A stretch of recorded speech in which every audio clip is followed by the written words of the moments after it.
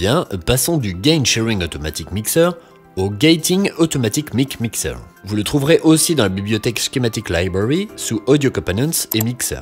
Vous remarquerez que le mien est libellé Beta, car c'est un composant récemment rénové dans la version 4.2 de Designer. Si vous utilisez une version plus récente du logiciel, Beta n'apparaîtra pas, mais il fonctionnera de la même manière.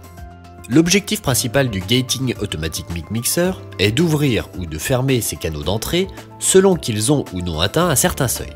Pour simplifier, si quelqu'un parle dans un microphone, le gate de son canal s'ouvre, sinon il reste fermé. Ces propriétés sont similaires à celles du Gain Sharing Automatic Mixer. Je vais ramener son nombre de canaux à 4. J'ai la possibilité de n'utiliser que la sortie de mixage, les sorties directes des canaux ou les deux. Et je peux activer le filtre de déclenchement Sidechain qui affine le type de son que le mélangeur prend en compte pour ouvrir chaque canal. Je vais le connecter à mon projet, mais je ne peux pas utiliser les mêmes générateurs de bruit rose que dans la dernière vidéo. En effet, un des avantages du Gating Automatic Mic Mixer, c'est son suivi du niveau de bruit de fond. Ce mélangeur suit le bruit de fond fixe, ou un bruit de fond à changement lent, comme la climatisation d'une pièce, et ajuste le seuil requis pour l'ouverture de chaque canal, en fonction de ce bruit de fond. Sans cela, un climatiseur bruyant pourrait ouvrir chaque canal de microphone. Ou en cas d'arrêt de la climatisation, une personne pourrait avoir à parler beaucoup plus fort pour parvenir à atteindre le seuil d'ouverture. Le suivi de bruit de fond se charge de tout cela. Mais pour mon exemple, je ne peux plus utiliser ces générateurs de bruit rose, car le mélangeur penserait que ce bruit rose fixe est un bruit de fond, et rien ne fonctionnerait. Donc, à la place, j'ai remplacé John, Paul, George et Ringo par des lecteurs audio qui lisent en boucle des pistes vocales préenregistrées.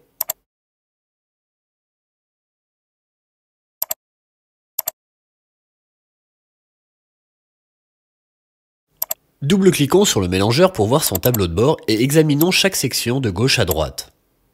Nous avons d'abord le filtre de Sidechain qui a été activé dans le panneau de propriétés. Et nous pouvons corriger chaque signal avant l'analyse déterminant s'il atteint ou non son seuil d'ouverture. Par défaut, un filtre passe-haut est actif car nous entendons généralement des voix humaines, mais vous pouvez modifier ça à votre guise. Rappelez-vous que cela n'applique pas un filtre passe-haut à vos canaux, cela ne fait que sélectionner le spectre audio qui sera analysé sans aucunement toucher le canal. On n'applique pas un filtre au signal. Ensuite vient la section Gate qui détermine comment s'ouvrent les canaux. La commande la plus importante ici s'appelle Threshold Level Above Noise. C'est le volume que doit avoir un canal au-dessus du bruit de fond pour faire ouvrir le gate. Si le signal n'atteint pas ce seuil, il est atténué d'une valeur déterminée par la commande Depth pour maintenir silencieux les canaux fermés. Hold Time détermine le temps durant lequel un canal restera ouvert avant fermeture après être descendu sous le seuil. Vous pouvez augmenter ce temps pour qu'un gate ne se ferme pas juste parce que l'orateur a marqué trop de longues pauses dans ses phrases. Si aucun gate de canal n'est ouvert, vous pouvez activer l'option Last Mic On, qui garde actif le dernier canal ouvert. C'est utile pour maintenir une petite quantité de son ambiant dans le signal plutôt que de revenir à un silence total entre deux intervenants. La section du milieu vous donne le contrôle sur chaque canal individuel. Et nous en avons 4. En bas, vous les nommez de façon appropriée. L'indicateur Signal Level Above Noise du milieu affiche le niveau de chaque canal au-dessus du bruit de fond. Si ce niveau est égal ou supérieur au niveau de seuil, le gate du canal est ouvert. Et la LED Open s'allume en haut pour en témoigner. Vous pouvez choisir un canal comme canal par défaut devant rester ouvert si aucun canal n'est ouvert. Cette option exclut l'option Last Mic On. Soit c'est le dernier micro utilisé qui reste ouvert, soit vous choisissez de garder ouvert un canal par défaut. Donc vous voyez qu'activer une de ces options désactive l'autre. Vous pouvez aussi forcer manuellement un canal à s'ouvrir en sélectionnant le bouton Manual. Au bas de cette section, vous pouvez couper chaque canal ou régler son gain. Gardez à l'esprit que cela se fait après le gate, donc monter ce gain n'augmentera pas les chances d'un canal d'atteindre son seuil. La section suivante est le nombre de micros ouverts, d'où le faux ami non, qui veut dire Number of Open Mics. Ce mélangeur atténue aussi les canaux quand plusieurs sont ouverts à la fois, en fonction des réglages faits ici. Chaque fois que le nombre de micros ouverts double, un palier d'atténuation est appliqué à tous les canaux.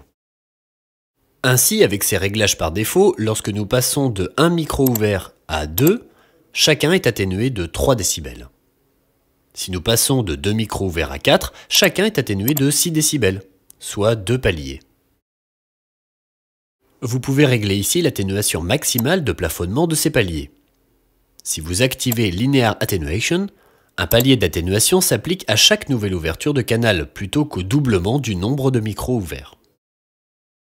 Vous pouvez suivre le nombre de canaux actuellement ouverts et l'ampleur de l'atténuation qui leur est appliquée ici sur la droite. Vous devez savoir qu'un canal ouvert manuellement n'est pas décompté ici. Cette atténuation est appliquée à tous les canaux de sortie du composant. Dans certains cas, vous pouvez ne pas souhaiter l'appliquer aux broches de sortie directe de canal. Surtout si vous enregistrez individuellement les canaux en vue d'archivage. Vous ne voudrez pas que le volume de cet enregistrement fluctue aléatoirement en fonction des autres canaux non enregistrés. Si vous désactivez le bouton Direct Out's Noms Attenuation, les broches de sortie directe de canal conservent leur niveau naturel.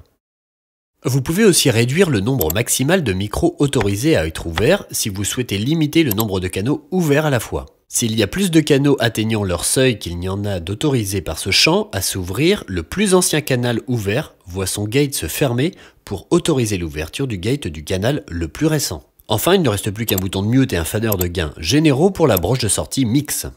La seule chose qui reste à signaler est que le Gating Automatic Mic Mixer comprend une fonction appelée ID Gating, qui détermine le canal qui est la source principale d'un son détecté sur plusieurs canaux. Par exemple, si quelqu'un parle tellement fort qu'il est repris par plusieurs microphones et atteint le seuil sur chacun d'eux, le mélangeur est suffisamment intelligent pour savoir qu'il ne doit ouvrir que le canal le plus fort, puisqu'il est le plus proche de l'intervenant. Voilà pour le Gating Automatic Mic Mixer, merci de votre attention et à la prochaine.